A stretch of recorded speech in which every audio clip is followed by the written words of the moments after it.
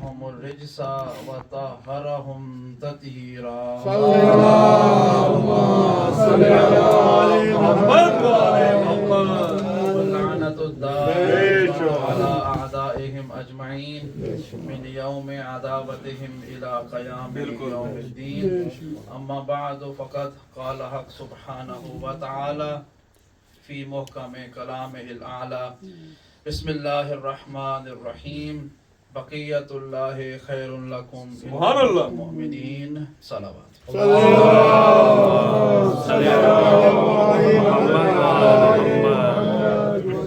معظم مکرم سامعین کرام السلام علیکم ورحمۃ اللہ وبرکاتہ. یا علی مدد.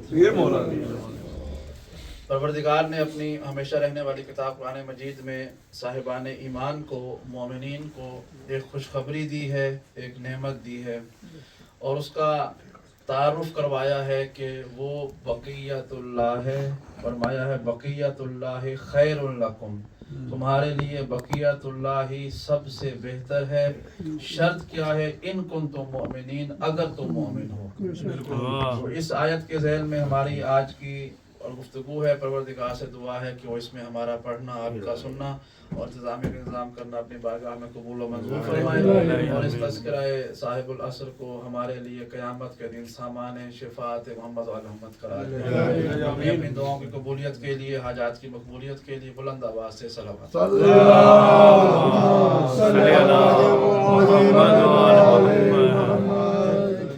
آج کا یہ موضوع بڑا اچھا اس سلسلے کا آغاز ہے. بڑی خوشی کی بات ہے کہ ہمارے درمیان میں روایتی مجالس عزا جو ہوتی ہیں ان کی شان و منزلت کا کسی چیز کا کوئی منکر نہیں ہے، لیکن ضرورت اس امر کی بھی ہے کہ ہم روایتی مجالس کے ساتھ ساتھ اس طرح کی ہیلدی پازیٹیو ڈسکشنز کا بھی اہتمام کریں کہ جس میں ہم ایک دوسرے سے بغیر تکلف کے ان موضوعات پر گفتگو کر سکیں کہ جو ہمارے لیے جاننا ضروری ہے. ان میں سب سے اہم موضوع جو آج کا جس کا پہلا آغاز کیا گیا ہے وہ ہے امام عصر اور ہماری ذمہ داریاں. اس کے علاوہ انشاءاللہ اس ڈسکشن کے آخر میں، اس گفتگو کے آخر میں ہمارے پاس سوالات ہیں تو ہم آپس میں سوالات بھی کریں گے. ہمارے یہاں ایک روایت ہے، مجلس میں عام طور پر ایسا ہوتا ہے کہ عالم، خطیب، ذاکر جو بھی ہوتا ہے وہ مجلس پڑھتا ہے، اس کے بعد ماتم داری ہوتی ہے، پڑھنے والا چلا جاتا ہے، عزادار عزاداری کرتے ہیں، پھر وہ بھی چلے جاتے ہیں. نہ عزادار کو سوال کرنے کا موقع ملتا ہے، نہ سامعین میں سے کسی کو کہ علامہ صاحب آپ نے یہ بات پڑھی ہے ہمیں سمجھ نہیں آئی، یا تو مزید وضاحت کر دیں یا اس کے بارے میں کوئی ایسی دلیل دیں کہ ہم کسی اور کو سمجھا سکیں. لیکن ہماری مجالس میں عام طور پر ایسا ہوتا ہے کہ ایک شاعر نے یا ایک خطیب نے جملہ کہا، نقطہ کہا، داد ملی، اس کو نعرہ حیدری لگا، بڑا خوش ہوتا ہے پڑھنے والا بھی، پڑھانے والا بھی، اور اس کے بعد عزاداری ہوتی ہے. عزاداری کے بعد ہم کہتے ہیں کہ ہماری ذمہ داری پوری ہو گئی ہے، جو پڑھ گیا وہ بھی کافی ہے، جو سن لیا گیا وہ بھی کافی ہے. یہ اچھی بات، اس میں کوئی عیب نہیں ہے، یہ کوئی غلط بات نہیں ہے، اعتراض نہیں کر رہا ہوں. صرف یہ کہہ رہا ہوں کہ اس میں اضافہ یہ ہونا چاہیے. اور میں نے یہ کچھ عرصہ پہلے جب عدنان بھائی وغیرہ سے گفتگو ہو رہی تھی، میں نے ان سے کہا تھا کہ آپ جس کو بھی محرم الحرام کے عشرے کے لیے بلائیں، ماہ مبارک کے مجلس و رمضان کے بلائیں، ایام فاطمیہ کے لیے بلائیں، جس کے پاس 3 یا زیادہ مجالس ہوں، 3، 5، 10، آپ اس کو پابند کریں کہ عزاداری کے بعد جب تبرک کھا لیا جائے گا، نیاز ہو جائے گی، اس کے بعد آدھا گھنٹہ آپ سے سوال جواب ہوں گے، جو آپ نے پڑھا ہے اس پہ سوال جواب کیا جائے گا. آپ تیاری کر کے جس موضوع پر، تو اس کے بعد جو آنے کی حامی بھرے نا، اس کا حق بند ہے ممبر پہ وہ آئے.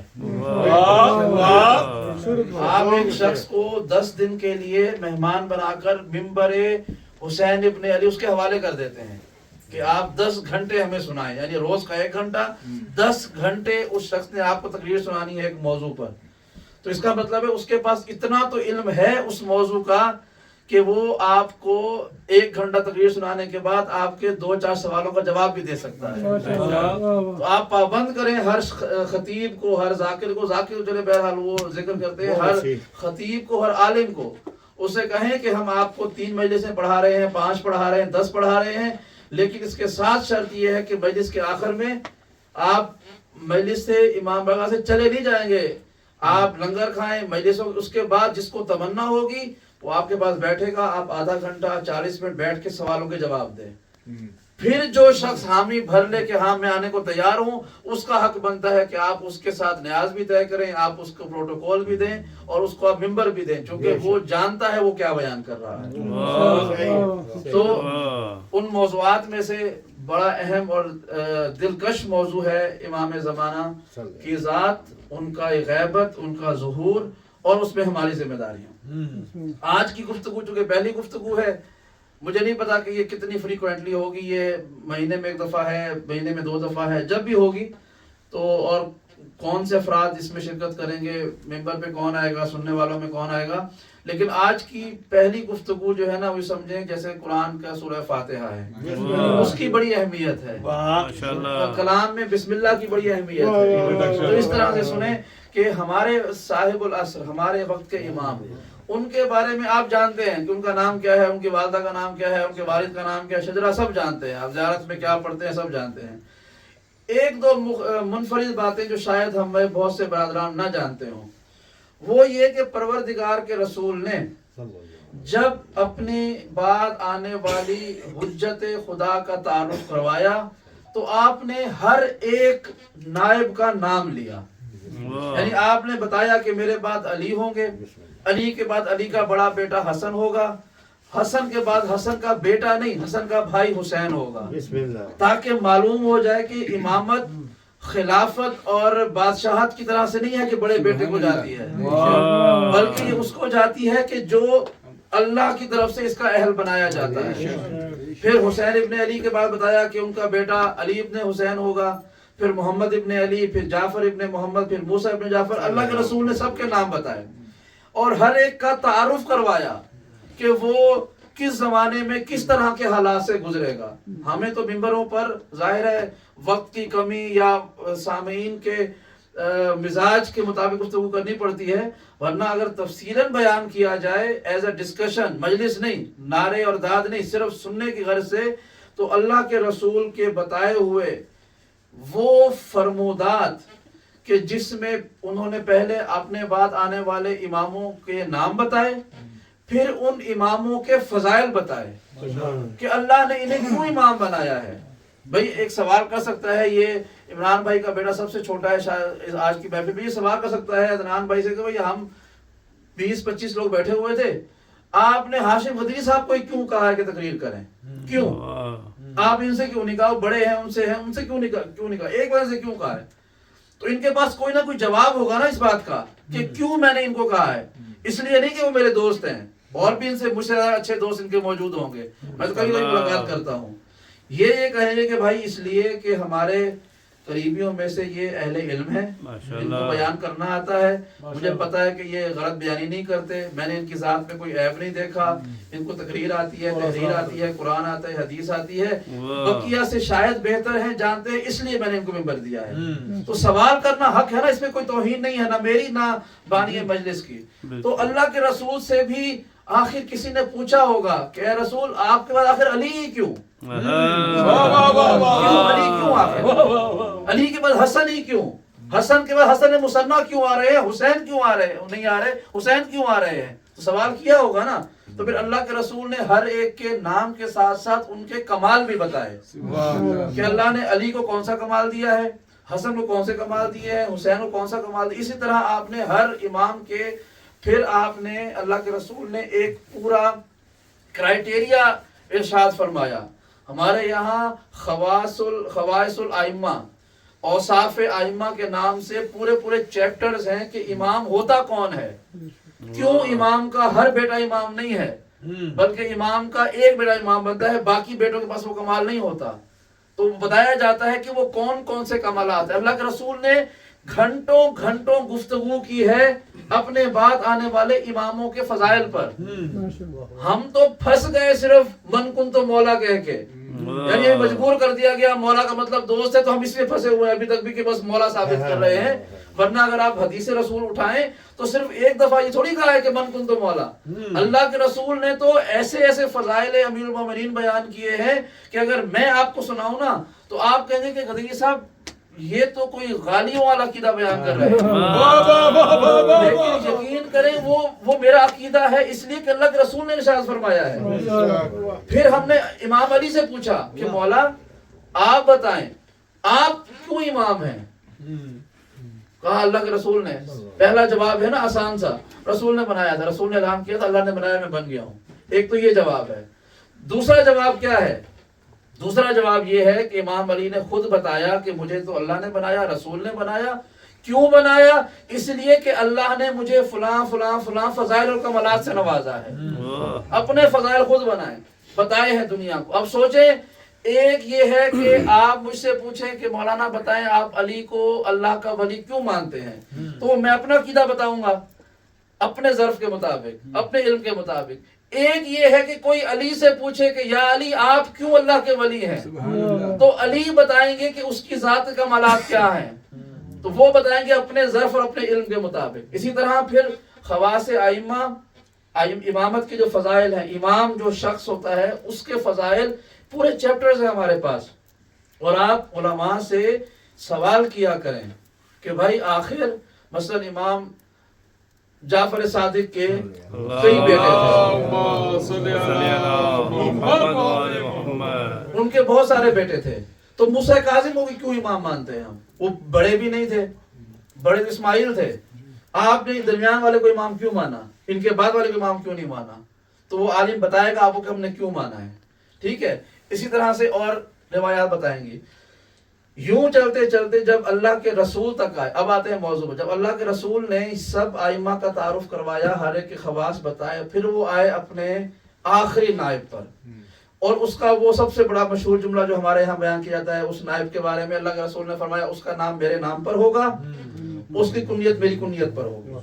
رسول خدا کا نام بھی وہی ہے جو امام زمانہ کا نام ہے، کنیت بھی وہی ہے جو رسول خدا کی جو امام زمانہ کی کنیت ہے۔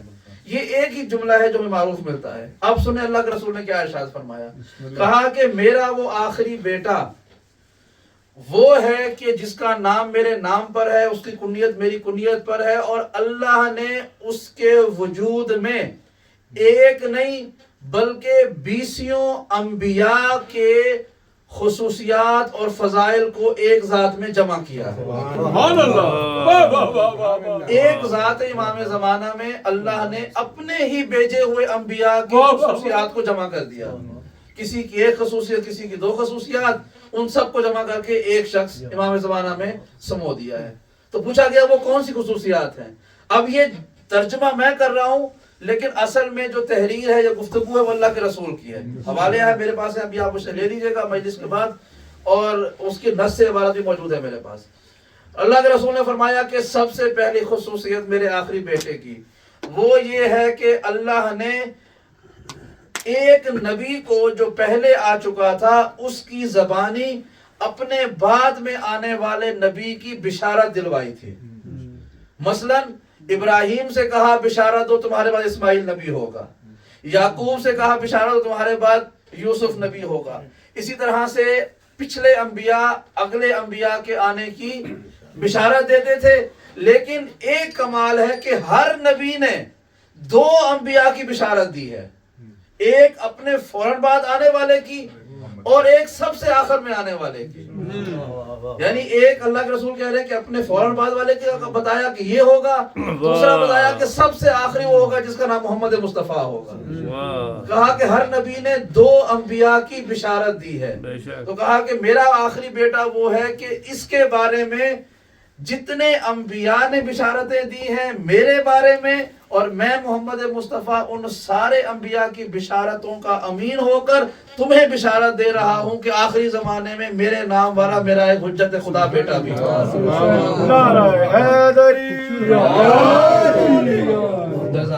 پھر کمال کی بات سنیں، ہر نبی نے صرف 2 انبیاء کی بشارت دی، اپنے بعد والے کی اور آخری کی۔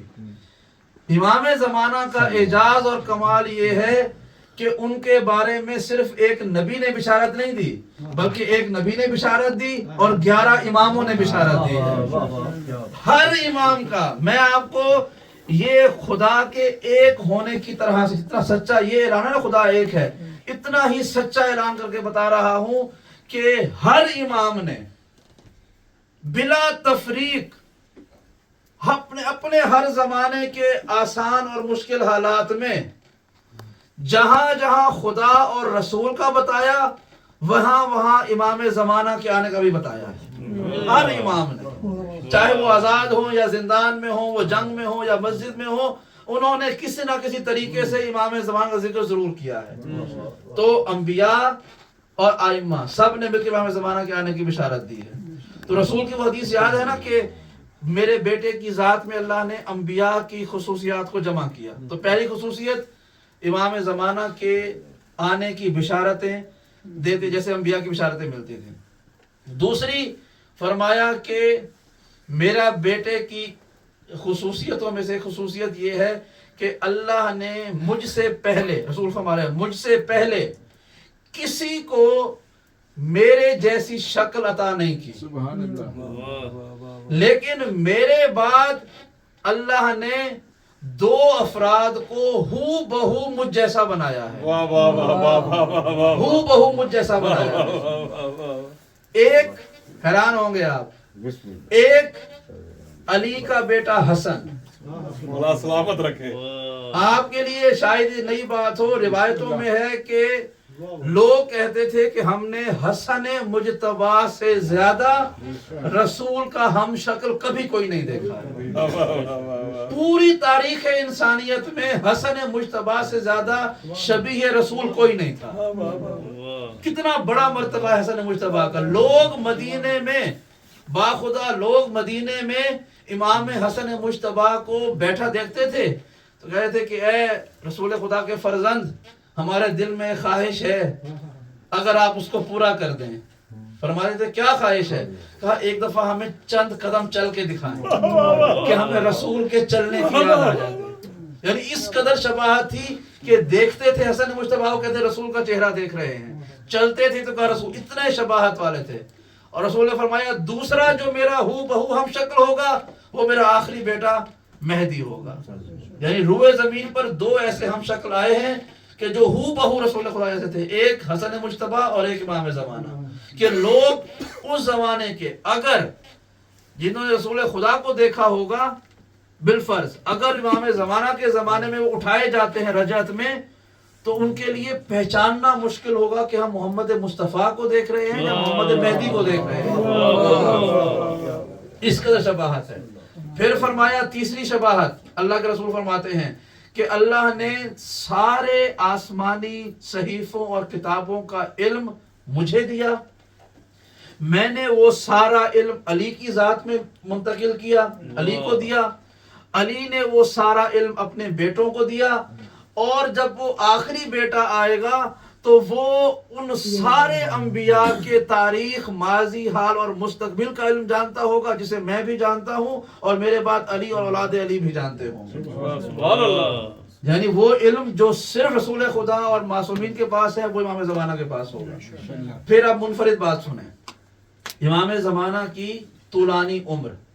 فرمایا لوگ، اللہ کے رسول فرما رہے ہیں، میں صرف ترجمہ کر رہا ہوں اپنے طور پر، کہ لوگ حیران ہو گئے اس بات کو سوچ کر کہ مہدی آخر زمان کی عمر اتنی طویل کیسے ہو سکتی ہے. کہا اللہ نے، اب کتنا عجیب ہے ہمارے عقیدے کے لیے، یہ گفتگو ہماری صرف امام زمانہ کے ماننے والوں کے لیے، منکروں سے کے لیے نہیں ہے، ہمارے لیے کتنی کمال کی بات ہے کہ اللہ کے رسول کا آپ بیان کا طریقہ سنیں. وہ یہ نہیں کہہ رہے کہ مہدی کی وجہ سے پچھلے انبیاء کی طویل عمریں ثابت ہو جائیں گی، بلکہ آپ کہہ رہے ہیں اللہ نے پچھلے انبیاء کو طویل عمریں دی اس لیے تاکہ لوگ مہدی کی طویل عمر پر ایمان لا سکیں. یعنی یہ انبیاء کو لمبی زندگی اس لیے دی کہ تاکہ کوئی امام زمانہ کی عمر پہ اعتراض نہ کر سکے. کہا اس لیے اللہ نے انبیاء ما سبق کو لمبی زندگی دی تاکہ وہ مہدی کی لمبی زندگی پر حجت بن سکے.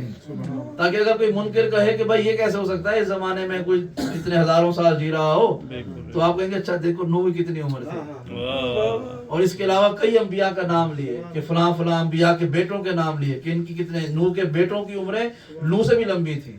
حضرت نوح کی عمر تقریباً 1200 سال لکھی جاتی ہے، کہ 950 साल तबलीग करते रहे, लेकिन उम्र उनकी 1200 साल से ऊपर थी। तबलीग का जिक्र कुरान मजीद में, उन्होंने 950 साल लोगों को दावत दी अल्लाह की तरफ, लेकिन उनकी उम्र दावत से पहले और दावत के बाद तकरीबन 1250 या 1200 साल बनती है। जो उनके बेटे थे ना, हाम, साम, याफिस वगैरह, इनकी उम्रें नूह से भी लंबी थी।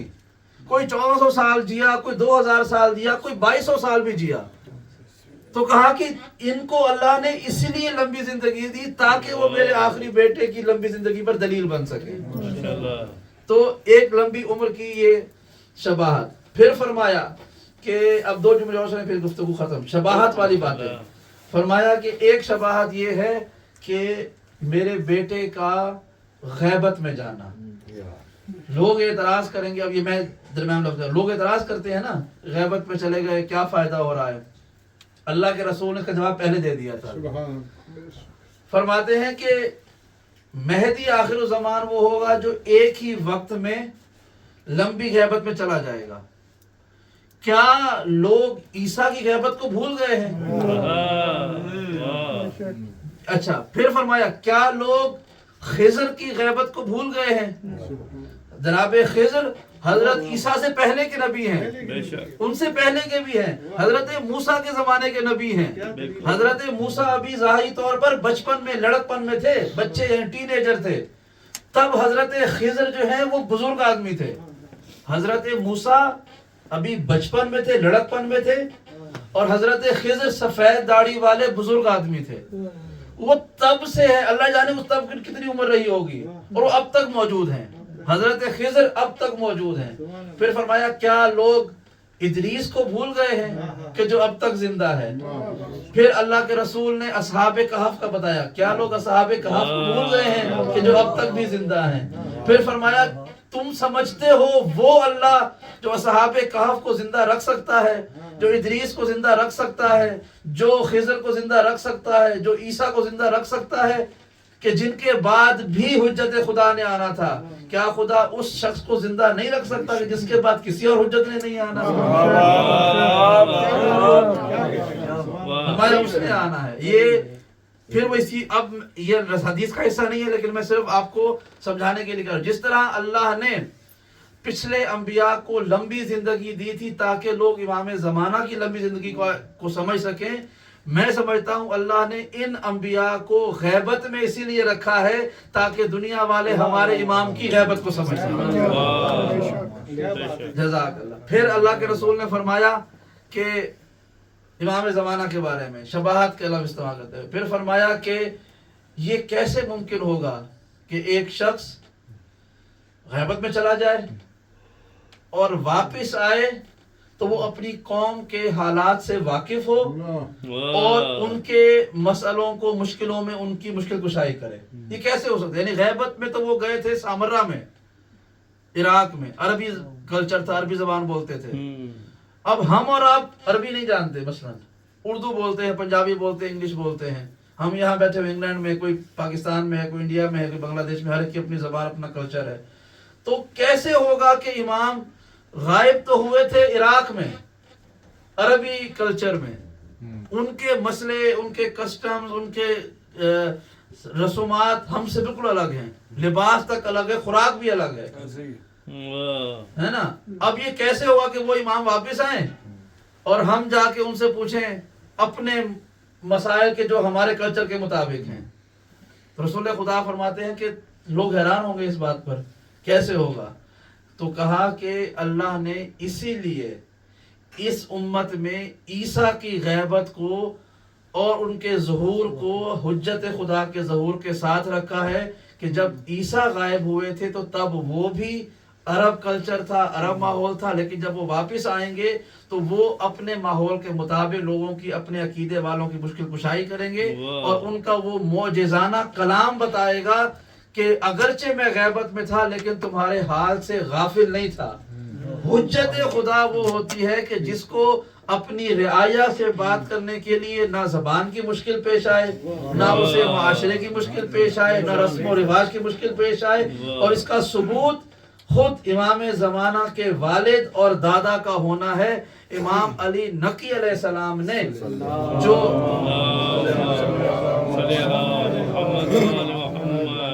ایک سوال سنیں. ہمارے یہاں معروف ہے اللہ کے رسول عرب تھے, عربی زبان بولتے تھے, حدیثیں ساری عربی میں ہیں, قرآن مجید عربی میں. قرآن کہہ رہا ہے کہ ہم نے قرآن کو عربی میں اس لیے نازل کیا تاکہ لوگوں کو سمجھ میں آ جائے, آسان کر دیا. امام مولا کائنات کو لوگوں نے ہمیشہ عربی بولتے ہوئے سنا, جتنے ائمہ گزرے ہیں سب کو عربی بولتے ہوئے سنا نا. لیکن آپ نے کبھی غور کیا ہے کہ آپ کو روایتوں میں علماء نے یہ لکھ کے یا سنایا ہوگا کہ ایک مرتبہ انڈیا سے, ہند سے کوئی حکیم آیا, اس نے امام سے سوال کیا. ایک بندہ روم سے آیا, اس نے امام سے سوال کیے. ایک بندہ ایران سے آیا, سلمان فارسی, وہ آیا, اس نے سوال کیے. تو فارسیوں کو تو عربی نہیں آتی تھی نا. ہند سے آنے والوں کو, اس زمانے کے جو ہندو تھے, ہندوستانی تھے, ان کو تو عربی نہیں آتی تھی. روم تو یہاں پر تھا یورپ میں, یہاں والوں کو تو عربی نہیں آتی تھی. تو پھر ان کو کیسے معلوم ہوا کہ ہم اس بندے کے پاس جائیں گے, ہمیں عربی نہ بھی آتی ہو تو یہ ہماری بات سمجھ لے گا, ہمیں جواب دے دے گا. کبھی کسی امام نے یہ نہیں کہا کہ بھائی تم تو روم سے آئے ہو, پتہ نہیں تم کیا بول رہے ہو, ہے نا.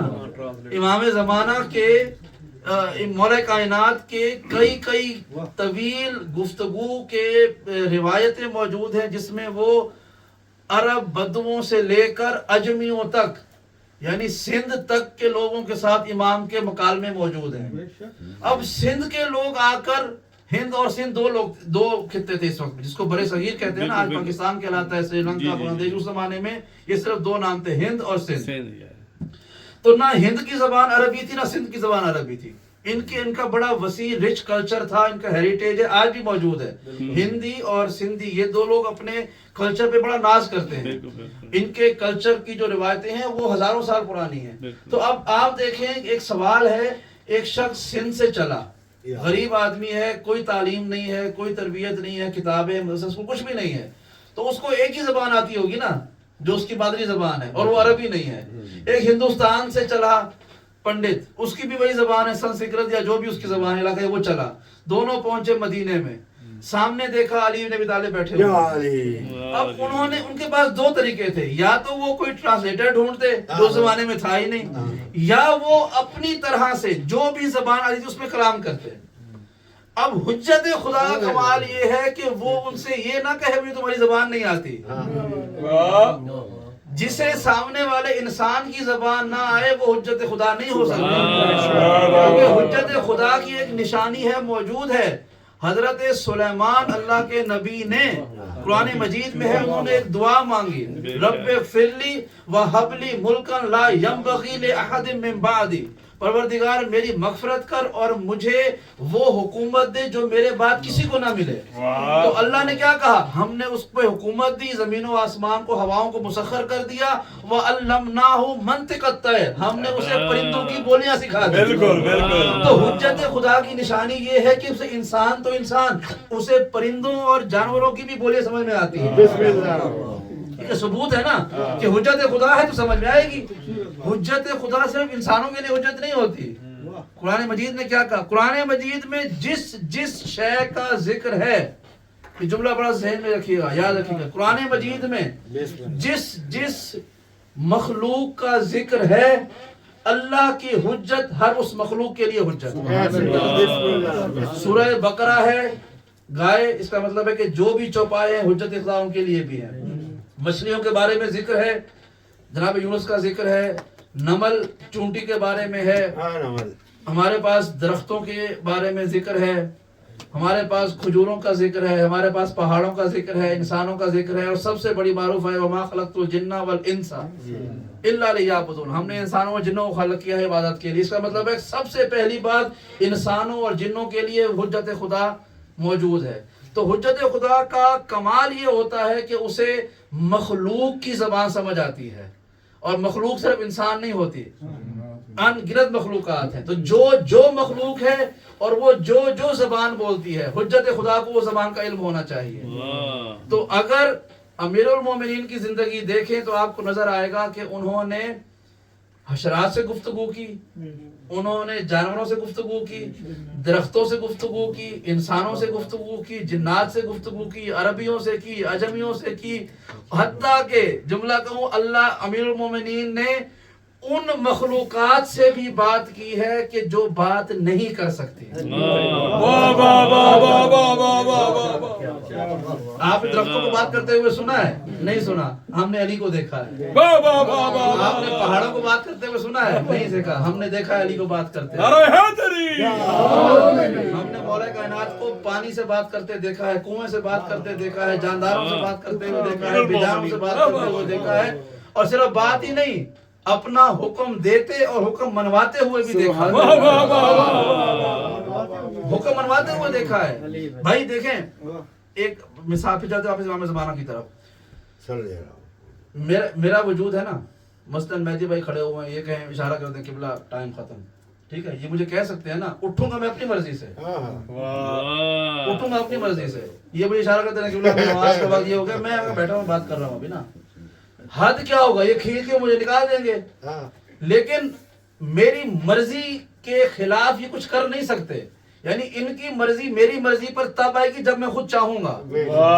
मेरे पास दो तरीके हैं, कि बोला बस कर दे, मैं उतर के आ जाऊं, मैंने इनकी बात मान ली, या ये कहते रहे मैं सुनूंगी नहीं इनकी बात, इसका मतलब है कि इनकी मर्जी मेरी मर्जी के ऊपर नहीं आ सकती है, ये है बात मनवाना। अब मैं ये माइक चलते चलते बंद हो जाए और मैं कहता रहूं भाई प्लीज ठीक हो जाओ, ठीक हो जाओ, ठीक हो जाओ, ठीक हो जाओ, इसको समझ नहीं आ रही मैं क्या कह रहा हूं, क्योंकि इसकी फितरत में मेरी बात सुनना है ही नहीं। इस दीवार को मैं कहूं थोड़ा पीछे हो जाओ, नहीं होगी, इसकी फितरत में ये बात है ही नहीं सुनना। हाँ, मैं इसको इन भाई से कहूं भाई इधर हो जाती है, सुन लेंगे, तो इनकी फितरत में है कि ये बात सुनते हैं, ये पत्थर बात नहीं सुनता। लेकिन हमने अमीरुल मोमिनीन को देखा कि अमीरुल मोमिनीन ने ऐसे दीवार को इशारा किया, एक सहाबी आया था, करीब था, कहा कि मौला बड़ा परेशान हूँ गुर्बत की वजह से, इमाम ने फरमाया तुझे ये दीवार सोने की दे दूं, फरमाया मौला ये कैसे होगा, इमाम ने फरमाया अगर मैं कहूँ, लफ्ज़ सुने, अगर मैं कहूँ कि सोने की हो जा तो ये सोने की हो जाएगी। वो सहाबी कहता है मैंने देखा कि वो दीवार सोने की होना शुरू हो गई थी, तो उसने कहा कि मौला अभी आपने तो कहा ही नहीं है, इमाम ने कहा तू खुद इससे पूछ ले कि तू क्यों सोने की हो रही है, तो उस दीवार से इंसानी लहजे में जवाब आया कि चूंकि अली ने कहा है अगर मैं कहूँ, अगर अली कहें और मेरे होने में ताखीर हो जाए तो फिर ये मेरी गुलामी पे ऐब आ जाएगा। तो अब जाहिरी तौर पर इस पत्थर की फितरत में बात मानना नहीं है, क्यों, क्योंकि हम हुज्जत खुदा ही नहीं है, तो हुज्जत ये है कि वो अगर भी कहे तो मखलूक बात मान ले, बेजान मखलूक। तो हुज्जत खुदा वो है कि वो लोगों की बात सुनने के लिए, उनके मसले हल करने के लिए, उनकी मुश्किल कुशाई के लिए ना ज़बान की मोहताज है, ना ज़माने की मोहताज है, ना रस्म व रिवाज की मोहताज है। इमाम ज़माना जब तशरीफ़ लाएंगे तो हम ये नहीं कहेंगे कि मौला आप तो अरब हैं, आपको पता नहीं होगा, शायद हमारे पंजाब में ये मसला होता है। इमाम को ये बताने की ज़रूरत नहीं है, इमाम जिस तरह अरब से वाकिफ है उसी तरह से वो अजम से वाकिफ है, जिस तरह वो यूरोप से वाकिफ होंगे हालात से वैसे ही पंजाब से वाकिफ होंगे। ये एक ऐसी दलील है इमाम के हुज्जत होने की कि ये शरफ खुदा ने सिवाय अपने बनाए हुए मखसूस अफराद किसी और को नहीं अता किया। और आखिरी जुमला वो ये कि जब इमाम तशरीफ लाएंगे, रसूल खुदा फरमाते हैं कि वो आखिरी शबाहत के जो अल्लाह ने मेरे बेटे में रखी है वो ये है कि आदम से लेकर मुझ मोहम्मद तक कोई नबी ऐसा नहीं गुजरा कि जिसकी नबूवत का लोगों ने इनकार ना किया हो। हर नबी के मोमिन भी मिले हैं, हर नबी के मुनकिर भी मिले हैं। लोग ऐसे थे जो नबी को नबी मानते थे, कुछ ऐसे थे जो नबी को नबी नहीं मानते थे। कहा आदम के भी ऐसे लोग थे जो नबी मानते थे उनको, और कुछ नबी नहीं मानते थे। ये सिलसिला चलते चलते मुझ ज़ाते मोहम्मद तक आया। मेरे बारे में भी ऐसे लोग हैं कि जो मुझे नबी मानते हैं, कुछ ऐसे जो मुझे नबी नहीं मानते। आखिरी कायम भी ऐसा होगा कि उनके बारे में भी लोगों को पता होगा कि ये हक है, पता होगा कि हुज्जत खुदा है, फिर भी कुछ लोग उसको मानेंगे, कुछ उनका इनकार करेंगे। बस फर्क ये है कि हमने, अल्लाह के रसूल फरमाते कि हमने उन लोगों से जंग की जो मद्दे मुकाबिल आए लड़ने के लिए, हमने उनसे जंग की। मेरा आखिरी बेटा वो होगा کہ وہ ان کے مد مقابل آئے گا یا ان سے جنگ کرے گا کہ جو صرف انکار پر بھی قائم ہوں گے، کیونکہ ہمارے بعد اصلاح کی گنجائش تھی، اس کے جانے کے بعد اصلاح کی کوئی گنجائش نہیں ہوگی، لہذا روئے زمین پر پھر وہ لوگ رہیں گے کہ جو میرے بیٹے کے امامت کے قائل ہوں گے۔ تو یہ امام کے وجود کے اندر بہت سی ایسی شباہتیں ہیں جو اللہ کے رسول نے ارشاد فرمائی، اور بھی لسٹ ہے۔ جناب موسیٰ کی غیبت کا زمانہ ہے کہ وہ آپ بھی کئی برس تک غائب ہوئے۔ جناب یوسف نبی تھے لیکن اپنی امت سے غائب تھے۔ جناب یوسف کی جو امت تھی نا وہ ایک اور جگہ پر تھی، یوسف کسی اور جگہ پہ حاکم تھے۔ تو اللہ کے رسول نے بہت سی ایسی مثالیں دی، جناب ادریس کی، جناب یونس کی، جناب موسیٰ کی، عیسیٰ کی، دیگر انبیاء کی، یہ بتانے کے لیے کہ کوئی نبی چند دن کے لیے غائب ہوا، کوئی طویل عرصے کے لیے غائب ہوا، لیکن اللہ نے ان سب کی غیبت کو ذات مہدی میں جمع کر دیا۔ تاکہ کوئی اعتراض کرے تو جواب موجود ہونا چاہیے۔ ہر امت کو اپنے وجود کے ذریعے بتا دیں گے کہ اگر کوئی حجت خدا اس زمانے میں ہو سکتا ہے تو وہ میں مہدی آخر الزمان ہو سکتا ہوں۔ سلوات پڑھیں محمد۔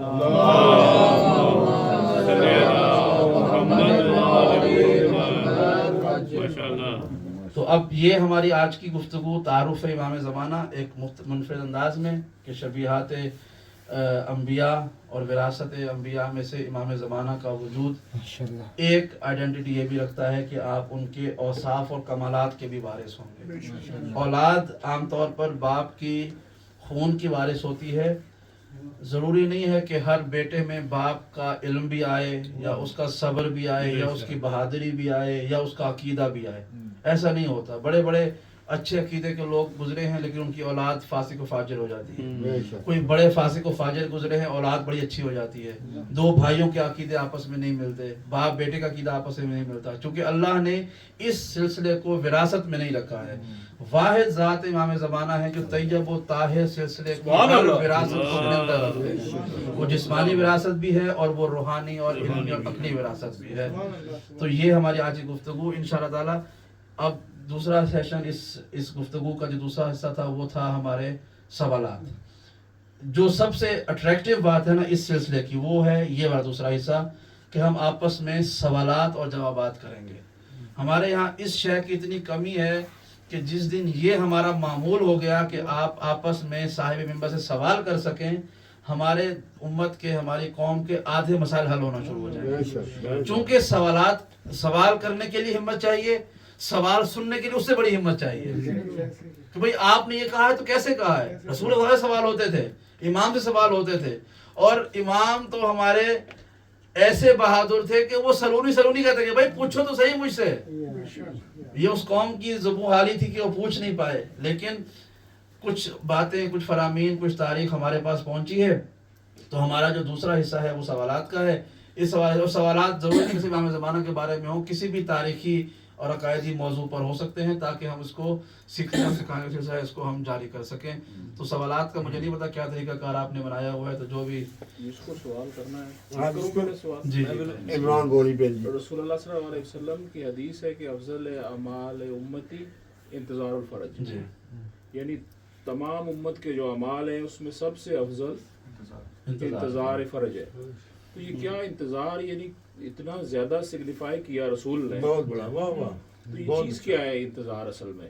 یعنی ہمیں تھوڑا سا یہ سمجھائیں کہ انتظار کیا، کہ جو ہم عام طور پہ کسی کا انتظار ہو رہا ہوتا ہے وہ ہے یا کوئی؟ ہاں، اس بارے میں اللہ کے رسول کی حدیث ہے، اور اس کے بعد ہمارے تقریباً ہر امام، جو میں نے کہا تھا کہ ہر امام نے امام زمانہ کے انتظار کے بارے میں تاکید کی ہے۔ انتظار کے دو معنی ہیں، ایک عملی انتظار جو ابھی ہم کر رہے ہیں، جیسے ابھی میرے آنے کا انتظار آپ لوگ کر رہے تھے کہ وہ آئیں گے تو ہم مثلا گفتگو شروع کریں گے، ایک تو یہ انتظار ہے، یہ انتظار ہم نے کرنا ہے، اور یہ افضل انتظار یہ والا ہے جو ہم کر رہے ہیں۔ لیکن جو اصل معنوی انتظار ہے نا وہ ہے، میں مثال دیتا ہوں اپنے آنے کی تاکہ سمجھ میں آ جائے۔ آپ نے مجھے بلایا کہ بھائی آ جائیں یہاں پہ گفتگو ہوگی، اب آپ کے پاس دو آپشنز تھیں، یا تو آپ کی جگہ پہ گند پھیلا دیتے، سارا بچوں کے کپڑے، کتابیں، کوڑا، کھانے، دسترخوان، کچن سب بھرا ہوا ہوتا، آپ کہتے بھی آگے صاحب بیٹھیں۔ تو جب میں آتا اور لوگ آتے تو وہ کیا کہتے کہ بھائی آپ نے بلایا، کم سے کم جگہ تو صحیح رکھتے نا ان کے آنے کے لیے۔ ان کا آپ انتظار کر رہے تھے، مجھے آپ فون کر رہے ہیں بھائی آ جائے، پہنچے نہیں اب تک، کہاں پہنچ گئے ہیں، اور جب میں آؤں تو سامنے سے وہ منظر ہو کہ جو مجھے پسند ہی نہ آئے، کہ یہاں پر سمیل بھی ہے، گندگی بھی ہے، کوڑا پڑا ہوا ہے، اور اس میں ہم سب بیٹھے ہوئے انتظار ہوں گے۔ یار آپ میرا انتظار تھوڑی کر رہے تھے، آپ تو اپنی مستیوں میں لگے ہوئے تھے۔ میرا انتظار ہوتا ہے کوئی آپ اہتمام کرتے, کوئی جگہ اگربتی ہوتی, لائٹ ہوتی, یہ ہے میرا انتظار. ٹھیک ہے.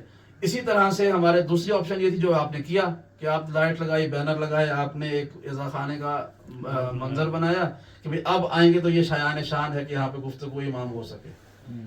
تو امام زمانہ کا انتظار جو ہے نا وہ بھی انہی دو طرح سے ہے. ایک تو ہے وہ جو ہم چلتے پھرتے کر رہے ہیں, کبھی امام آئیں گے تو ہمارے ظاہر امام کا آنا, امام کا زیارت کرنا, دیکھنا, یہ بڑی عزت کی بات ہے. چونکہ ہم نے یہ عزت ابھی تک حاصل نہیں کی ہے تو ہمیں اس کی اہمیت کا اندازہ نہیں ہے کہ ہم وہ آئیں گے. تو دوسرا انتظار جو اصل میں ہے نا وہ یہ جس کی میں نے مثال دی ہے کہ اپنے آپ کو ایسا بنا دینا ہے کہ اگر وہ آ جائیں تو ہمیں پھر یہ نہ کرنا امام ذرا 2 منٹ رکے, میں صفائی کر لوں اپنے کردار کی, اپنے باتوں کی, بلکہ جب وہ آئیں تو ان کے لیے ماحول بناؤ کہ ہاں میں تیار ہوں آپ کے آنے کے لیے. اس انتظار سے مراد کی افضل العبادت ہے وہ یہ ہے کہ آپ کا اپنا ہونا.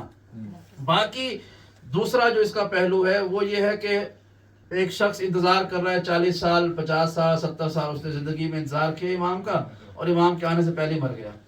بہت سے علماء ہیں, بہت سے نیک لوگ ہیں کہ جو وفات پا چکے ہیں, حقیقی معنوں میں وہ نیک لوگ تھے, امام کے منتظرین میں سے تھے, لیکن وہ امام کو دیکھ نہیں پائے. انتظار کرتے ہیں, کردار, گفتار, تحریر, تقریر سب کچھ ان کی پرفیکٹ, امام کو نہیں دیکھ پائے. تو اب کیا بنے گا؟ اب یہ بنے گا کہ اس کی حدیث ہے کہ جو شخص اپنی زندگی میں امام کا حقیقی معنوں میں انتظار کرتے ہوئے مر جائے تو گویا وہ امام کا دیدار کرنے والوں میں شمار ہو. یعنی اس کے لیے فرق ہی نہیں ہے. اس کی چونکہ اس نے اپنے نفس پہ اتنی ریاضت کی ہوئی ہے, محنت کی ہوئی ہے, گویا امام کے ساتھ ہی ہے. تو وہ برزخ میں اٹھایا جائے یا حشر میں اٹھایا جائے, امام کے ساتھ ہی اٹھایا جائے گا, چونکہ وہ امام کا انتظار کرتے کرتے گیا. جی وہ بولے سوال کریں. حضور یہ میں پوچھنا چاہتا ہوں کہ یہ لنک ہی ہے ان کے جو سوال, تھوڑا اونچا بولیں تاکہ آواز. اچھا میں یہ پوچھنا چاہتا ہوں کہ 1400 سال ہو گئے جی, تو اتنے قتل و غارت ہو رہی ہے جی, اتنے لوگ مرے ہیں. آج کل میڈیا کا دور ہے, آج کل لوگ کہہ رہے ہیں کہ بہت دنیا مر رہی ہے. حالانکہ میں خود ہسٹری پڑھتا رہتا ہوں, جتنی دنیا پہلے مری تھی ابھی بہت کم مر رہی ہے. ہیں جی, تو آج کل لوگ کہہ رہے ہیں کہ یہ نشانی ہو گئی امام آ رہے ہیں, وہ نشانی ہو گئی یہ امام آ رہے ہیں نا. مگر جب خوشحالی, جب ایک سکون کا ماحول ہوتا ہے پھر یہ لوگ سب امام کو بھول جاتے ہیں. جب خون ریزی کا ٹائم ہوتا ہے تو امام یاد آ جاتے ہیں. یہ جو ابھی آپ نے کہا تھا کہ امام کا انتظار کرنا افضل عبادت, یہ وہی انتظار آپ کہہ رہے ہیں نا کہ جیسے آج آپ آ رہے تھے تو ہم آپ کا انتظار کر رہے تھے, یہی ہے سب سے چھوٹی چیز. اس کا مطلب یہ کوئی ضروری نہیں ہے نا کہ امام آئے گئے تو میرے وہ دشمن کو ماریں گے, میرے وہ دشمن کو ماریں گے, کیونکہ ہمیں تو نہیں پتا نا کہ کون دشمن ہے. یہ جو دنیاوی جنگ جو ہو رہی ہے, یہ ہم جو کہہ رہے ہیں کہ نہیں فلانا امام کا دشمن ہے, شاید وہ نہ ہو, شاید ہم ہوں. دیکھیں میں آپ کو بتاؤں, امام کے دوست اور امام کے دشمن, ان کا کرائیٹیریا سب سے پہلا یہ ہے کہ وہ کسی سیاسی مقصد کے لیے قیام نہیں کرتے. امام کا جو دوست ہے نا وہ سیاسی مقصد کے لیے قیام نہیں کرتا. تو میرا ذاتی دشمن ہو سکتا ہے کہ دشمن میرا ہو لیکن امام کا دوست ہو, وہ اس کا مجھ سے کوئی مسئلہ ہو سکتا ہے, امام کا دوست ہوگا, ہو سکتا ہے نا بھائی, کیونکہ ہم بھی غیر معصوم ہیں, غلطیاں کرتے ہیں, اچھائیاں بھی کرتے ہیں, وہ بھی ہو سکتا ہے اچھائیاں بھی کرتا ہو, ہمارے آپس کے معاملات خراب ہو سکتے ہیں, ہو سکتا ہے امام کی بارگاہ میں دونوں ٹھیک ہوں, امام نے ٹھیک کر دینا ہے آ کے. تو جو سوال ہے کہ ظہور کی نشانیاں, تو آپ کو میں ایک بات بتاؤں, اور یہ میرا آپ کو شاید اس گفتگو کا اس سوال جو آپ کو سب سے بڑا جملہ, امام کے ظہور کی 2 طرح کی نشانیاں ہیں, ایک حتمی اور ایک غیر حتمی. حتمی کنفرم نشانیاں ہیں کہ جب یہ نشانیاں ایک کے بعد ایک ظہور نظر آئیں گی جس کا مطلب کنفرمڈ ہے امام قریب آنے والے ہیں, ظہور قریب ہے. اور جو انکنفرمڈ ہیں غیر حتمی نشانیاں وہ بہت ساری ہیں, اس کا مطلب ہے کہ ہو بھی جائیں تو نوٹ سرٹن کہ امام واقعی میں تشریف لانے والے, ظہور قریب ہے. تو جتنی بھی غیر حتمی نشانیاں ہیں نا, غور سے سنیں, جتنی بھی غیر حتمی نشانیاں انکنفرم جتنی بھی نشانیاں ہیں وہ سب کی سب ظاہر ہو چکی ہیں, اب سے 100 سال پہلے سے ہو چکی ہوئی ہیں. جتنی بھی انکنفرم نشانیاں تھیں امام کی ظہور کی وہ سب ظاہر ہو چکی ہوئی ہیں, اور جتنی کنفرم نشانیاں ہیں ان میں سے ایک بھی ظاہر نہیں ہوئی ابھی تک. ٹھیک ہے ہاں غیر حتمی سب ہو چکی ہوئی ہیں، حتمی ایک بھی نہیں ہوئی ہے. غیر حتمی میں عام طور پر جتنی بھی ہے نا وہ فساد والی ہیں کہ لڑکے لڑکیوں کی طرح سے ہو جائیں گے، یعنی شباب رکھیں گے، اپنے حلیے کو ایسا بنائیں گے. خواتین جو ہے وہ مردوں کی طرح اپنے لباس پہننا شروع کر دیں گی، یہ حلیہ بنائیں گی. شوق تبدیل ہو جائیں گے، عورتوں کو مردوں والے شوق، مردوں کو عورتوں والے شوق ہو جائیں گے. سواریاں بدل جائیں گی، جنگیں ہوں گی، خون ریزی ہوگی، بے گناہوں قتل، یہ سب ہوں گی. یہ ہو چکی ہیں، 100 سال پہلے ہو چکی ہیں. آج سے جب جنگ عظیم پہلے ہوئی تھی ورلڈ وار 1 ہزاروں لوگ مر گئے تھے. پھر ورلڈ وار 2 ہوئی، اس سے زیادہ لوگ مر گئے. پھر مسلسل جنگیں ہو رہی ہیں. ورلڈ وار نہیں ہوئی لیکن اتنی جنگیں ہوئی ہیں 1 to 1 ملکوں کے اندر کہ اس سے زیادہ لوگ مر چکے ہیں اب تک. آپ کہہ رہے تھے نا کہ ہسٹری میں اس سے ایسا نہیں ہے. آپ تاریخ پڑھیں ورلڈ وار 2 سے لے کر یہ 2026 تک، ٹھیک ہے، تقریباً 80 ایئرز بنتے ہیں. آپ دیکھیں کہ اس وقت کتنے لوگ مرے ورلڈ وار 2 میں، اور 1945 سے لے کر 2025 تک 80 ایئرز کتنے لوگ مر چکے ہیں اب جنگوں میں. بالکل یہ زیادہ لوگ مرے ہیں اس جنگ کے بعد سے، کم نہیں زیادہ مرے ہیں. عراق جنگ، ویتنام جنگ، پورا مڈل ایسٹ جل گیا، ختم ہو گیا. جب وہ ابھی عرب رائز آیا تھا 2010-11 میں، پورا ہزاروں لاکھوں لوگ مر گئے. پاکستان جنگ، افغانستان جنگ، رشیا، یوکرین، ہر طرف جنگیں ہو رہی ہیں. تو لوگ کم نہیں مرے، لوگ بہت زیادہ مر گئے ہیں. لیکن یہ انکنفرم نشانی ہے، اس لیے اب یہ نہیں کہہ سکتے کہ چونکہ ایران سے جنگ ہو رہی ہے تو اب یہ کنفرم ہو. ایسا نہیں ہے، ایسا نہیں ہے. جب یہ سعودی بادشاہ عبداللہ بنا تھا نا، بادشاہ بنا تھا، حاکم بنا تھا، تو ہمارے یہاں روایتوں میں سے ایک روایت یہ بھی ہے کہ جب امام تشریف لائیں گے نا، ظہور فرمائیں گے، تو عرب کا بادشاہ عبداللہ ہوگا. یہ روایت میں ہے کہ عبداللہ نام کا حاکم جو ہے وہ حجاز کا بادشاہ ہوگا. حجاز یعنی سعودی عرب جس کو آج کہتے ہیں، اس کا پرانا نام حجاز تھا. حجاز کا بادشاہ عبداللہ نام کا بندہ ہوگا. اب اس کو آئے ہوئے کتنے سال ہو گئے ہیں؟ اس کے زمانے میں جنگیں بھی ہو گئی، عرب مڈل ایسٹ رائز بھی ہو گیا، امن بھی ہو گیا، فلسطین، اسرائیل، یہ وہ سب جنگیں ہو گئی ہیں. اور پھر حالات بہتر ہو جاتے ہیں، اور وہ عنقریب مر بھی جائے گا. تو اس کا مطلب یہ تھوڑی ہے کہ یہ وہ بادشاہ تھا. لوگ صرف ایک چیز دیکھتے ہیں. جیسے بھی ایک بڑی مشہور غلط ویڈیو وائرل ہوئی تھی کہ مسجد کوفہ کی دیوار میں دراڑ آ گئی. لوگوں نے کہا کہ یہ ظہور کی نشانی ہے، چونکہ دیوار میں لکھا ہوا ہے مسجد کوفہ کی دیوار گر جائے گی تو ظہور ہوگا. بھائی انہوں نے ٹھیک بھی کر دی. دیوار میں وہ آیا تھا ایک دراڑ، سیمنٹ اکھڑ گیا، اور دراڑ آ گئی ہے. کسی نے ویڈیو بنا کے لگا دی اور کہا جی ہو دراڑ معجزہ ہو گئی، امام آنے والا ہے، تیاری کر لو تیاری کر لو. اور لوگوں کو خواب آنا شروع ہو گئے کہ بھائی بس امام پہنچنے والے ہیں. اگلے اٹھے، انہوں نے کہا بھائی یہ سیمنٹ گر گیا، یہ $1000 لو، سیمنٹ لگا دو، نشانی ختم ہو گئی. اس کا مطلب ہے کہ یہ سب غیر حتمی ایسی باتیں ہیں. حتمی نشانی ابھی تک ایک بھی پوری نہیں ہوئی ہے. چند حتمی نشانیاں بھی قبلہ بتا دیں. حتمی نشانیوں میں سے دجال کا آنا، یاجوج ماجوج کا آنا، نفس زکیہ کا آنا، سید حسنی کا آنا، خراسان سے کالے جھنڈے والے لشکروں کا نکل کے حجاز کی طرف آنا، اور اس طرح کے جنگی حالات پیدا ہو جانا کہ انسان بستر میں اس کو خبر ملے کہ جنگ شروع ہوئی ہے لیکن وہ بستر سے اٹھ نہیں پائے گا کہ پہلے ہی مر جائے گا. یعنی کوئی ایٹمی وار اس طرح کی ہو سکتی ہے کہ جو بہت ساری دنیا کو اپنی اس میں لپیٹ میں لے لے. لیکن دجال، یاجوج ماجوج، سید حسنی، ایک سفیانی کا خروج، خراسان سے سیاہ جھنڈے والوں کا خروج، یہ ہیں وہ حتمی نشانیاں کہ جو ہوں گی. نفس زکیہ کا آنا اور پھر قتل ہو جانا، یہ حتمی نشانیوں میں سے ہے. جس طرح ابھی سب کہہ رہے ہیں کہ مولا کا کے لیے حکم ہے انتظار کا، جی، اور نبی پاک نے بھی فرمایا کہ انتظار. تو انتظار اور بلانا یہ دو ڈفرینٹ چیزیں ہیں. جی جی، جس طرح ہم مولا کو بلاتے ہیں، جی. تو پھر ہم بلا کس طرح سکتے ہیں اگر ہمیں انتظار کا حکم نہیں، وہ بلانا جو ہے وہ ہماری محبت کی نشانی ہے. انتظار کرنا وہ تو انہوں نے جب آنا ہے تو آنا ہے، ٹھیک ہے. ایک بات حتمی ہے کہ وہ ہمارے بلانے پر نہیں آنے والے، اللہ کا امر ہے وہ جب آئیں گے. لیکن بلانا جو ہے نا یہ ثبوت دیتا ہے اپنی ذات کو مطمئن کرنے کے لیے کہ ہم ان کے انتظار کرنے والے موجود ہیں. اب آنا انہوں نے اپنی مرضی سے ہے، لیکن جو انتظار کی دعا ہے کہ اللہم عجل لی ولی کل فرج، اپنے ولی کو جلدی بھیج دے، تو اس کا مطلب یہ کہ ہم انتظار کرنے والے ہیں. یہ ہماری ایک محبت کا اظہار ہے، ثبوت ہے کہ ہم انتظار کرنے والے. ہمارے بلانا جو ہے نا وہ اپنی ذات کے لیے ہے، امام کی ذات کے لیے نہیں ہے. اور اس میں کوئی حرج نہیں ہے، آپ بلاتے رہیں، ہم بھی بلاتے رہیں، بلاتے رہتے. یہ صرف ہماری اپنی ذات کی صداقت ہے. اگر امام کے آنے سے پہلے ہم مر گئے تو ہمارے نامہ اعمال میں لکھا جائے گا نا کہ ہم بلا رہے تھے. مسلح بیٹھے ہو کہتے ہیں امام ظہور فرما لیں، تو آخر لکھا جاتا ہے نا کہ امام کو بلا رہا تھا یہ بندہ. تو جب امام تشریف لائیں گے اور پوچھیں گے، ہم کہیں گے بھائی ہاں مولا ہم آپ کو بلانے والے تھے. تم نے کبھی مجھے یاد ہی نہیں کیا.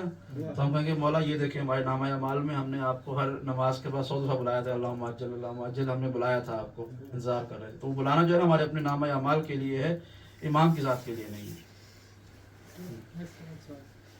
جس طرح عدنان بھائی نے یہ بات کی کہ تمام اعمال سے افضل ہے جی. امام کا انتظار. اب یہ وہ کون سے اعمال ہیں کہ جس پہ مولا کہہ رہے ہیں کہ مولا کا وہ انتظار افضل ہے؟ ہر عمل سے.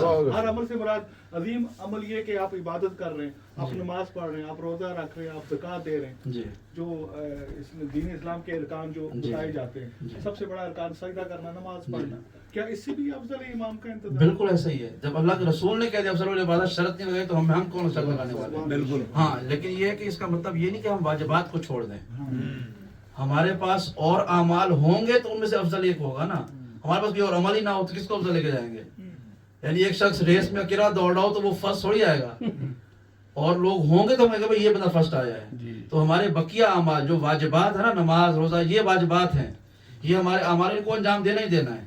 یہ اصل میں ہمارے اس عمل کی افضلیت کی شرطیں ہیں. یعنی میں کہوں کہ میں امام کا انتظار کر رہا ہوں, افضل العبادت کر رہا ہوں, تو آپ پوچھیں گے صاحب کیسے کر رہے ہیں آپ؟ ہم وہ ثبوت دیکھو کہ میں نماز پڑھ رہا ہوں, میں روزہ رکھ رہا ہوں, اس مطلب کہ امام کا انتظار کر رہا ہوں میں. یہ اصل میں اس دیگر اعمال کے ساتھ یہ شرطیں ہیں اس کو افضل بنانے کے لیے. قبلہ میرا سوال ہے کہ جب ہم پڑھتے ہیں, زیارت پہ جاتے ہیں, تو ملتا ہے کہ کچھ جو آیت اللہ ہیں ان کی قبور پہ امام کے جو خط ہیں وہ بھی جو ہے وہ چسپاں ہیں, ٹھیک ہے. کیا امام کے وہ خطوط جو ہیں بالمشافہ ملاقات کے بعد ہیں یا وایا کسی کے ہیں؟ اگر وایا کسی کے ہیں تو وہ امام کا نمائندہ ہے یا کوئی اور امام کا نمائندہ ہے بیسیکلی؟ جو ویسے جو ہے وہ تو جب ہم عریضے جو ہے وہ پھینکتے ہیں تو وہ دعا پڑھتے ہیں, ٹھیک ہے, ان کی ڈیوٹی ہے کہ وہ انہوں نے لے کے جانا ہے. لیکن کیا آج کل کے دور میں بھی کوئی امام کا نمائندہ ہے؟ اچھا دیکھیں, پہلی بات تو یہ ہے کہ آخری سوال سے سٹارٹ کرتے ہیں. آج کل کے زمانے میں امام کا کوئی نمائندہ نہیں ہے. بالکل کسی طرح سے کوئی شخص یہ کہے کہ میں نمائندہ امام ہوں, وہ جھوٹ بولتا ہے. چونکہ ہمارے یہاں جو معروف ہے وہ یہ ہے کہ امام نے اپنی غیبت صغریٰ میں 4 لوگوں کو اپنا نائب بنایا تھا, ایک کے بعد ایک. جب وہ چوتھے کا انتقال ہوا تو امام نے کہا کہ اب اس کے بعد کوئی نیابت خاص نہیں ہے, ختم ہے. ان 4 نائبوں کا کمال یہ تھا کہ امام خود ان سے کبھی کبھی مل لیا کرتے تھے, کبھی کبھی, ہر روز نہیں, ایسے بیٹھک میں نہیں تھا. وہ یہ کرتے تھے کہ عوام کے سوالات کو, مشاکل کو سنا, لکھا, خطوط لیے اور امام سے ملاقات کی. اب وہ اپنے گھر میں کرتے تھے یا امام کے پاس کسی حجرے میں, کسی پہاڑ پر, درخت کے اندر, یہ ہمیں نہیں پتا کہاں کرتے تھے. لیکن امام سے ملاقات کرتے تھے, امام ان کے سوالات کے جو خطوط تھے ان کے جوابات دیا کرتے تھے, اور وہ لا کے پہنچاتے تھے کہ بھائی یہ ضامن کو دے دینا, یہ فلاں کو دے دینا, یہ سب کو دے دینا, اس طرح کے. جب چوتھے کا انتقال ہوا نا تو وہ چوتھے ہوتا یہ تھا کہ پہلے کا انتقال ہونے لگا نا تو انہوں نے بتا دیا کہ بھائی میرے بعد امام نے یہ توقیع لکھ کے دی ہے, امام کی رائٹنگ میں لکھا ہوا ہے کہ اے فلاں بن فلاں تمہارے بعد فلاں بن فلاں میرا نائب ہوگا. امام کی مہر لگی ہوتی تھی اور وہ ماننے والوں کے لیے کافی تھا, یہ مان لیا کافی ہو گیا. دوسرے نے پھر تیسرے کا بتایا, تیسرے چوتھے کا. جب چوتھے کا وقت انتقال, وقت مثال قریب آیا, ان سے پوچھا کہ بھئی آپ کے بعد کون نائب ہیں؟ کہا کہ امام نے کہا کہ اب میں آخری ہوں, اس کے بعد میرے بعد کوئی نائب نہیں ہے خاص, نیابت عمومی ہے. نیابت عمومی سے مراد یہ ہے کہ وہ شخص جس کے پاس قرآن اور حدیث کا اتنا علم ہے کہ وہ اپنی ایمانداری نیک نیتی سے ہمارے فرامین کو لوگوں تک پہنچا سکتا ہے, سمجھو وہ ہمارا نائب ہے.